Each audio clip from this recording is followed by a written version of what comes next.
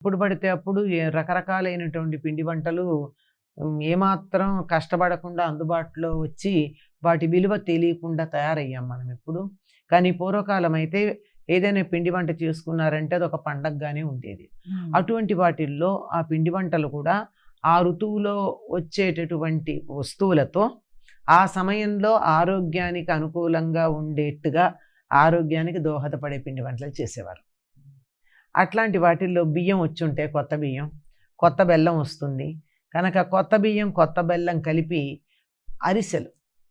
ఈ అరిసెల్లో నువ్వులు కూడా అద్ది చేస్తారు. ఇవి ఎంతకాలం ఉంటాయంటే 6 నెలలు ఉంటాయి వాళ్ళు చేసే పద్ధతిలో గనక చేసినట్టు అరిసెలు. హ్మ్.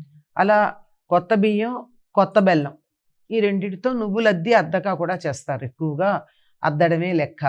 కొంతమంది అమ్మో! నువ్వులు మీరిస్తే మాకు శని వస్తుంది. అందువల్ల మీరిచ్చిన నువ్వులతో ఉన్న అరిసె తినమని హ్మ్.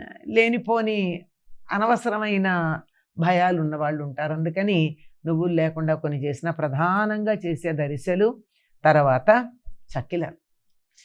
తెలంగాణ ప్రాంతంలో వాటిని సకినాలు అంటారు. హ్మ్. అవి కూడా పూర్తిగా బియ్యపిండితోనే చేస్తారమ్మా.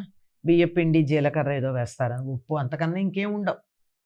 అంటే పూర్తిగా బియ్యపిండితోనే చేసేది. పైగా అవేమిటి చేత్తో చుడతారు వాటిని. ఇలా తడి బియ్యపిండి తీసుకుని దాన్ని కలిపి దాంతో పిండి తయారు చేసి ఇలా చేత్తో చుట్టి అలా పెట్టి అప్పుడు వాటిని కాలుస్తారు.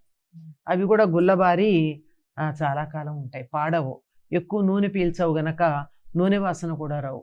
6 నెలల పాటు వాసన రాకుండా చక్కగా ఉండగలిగింది.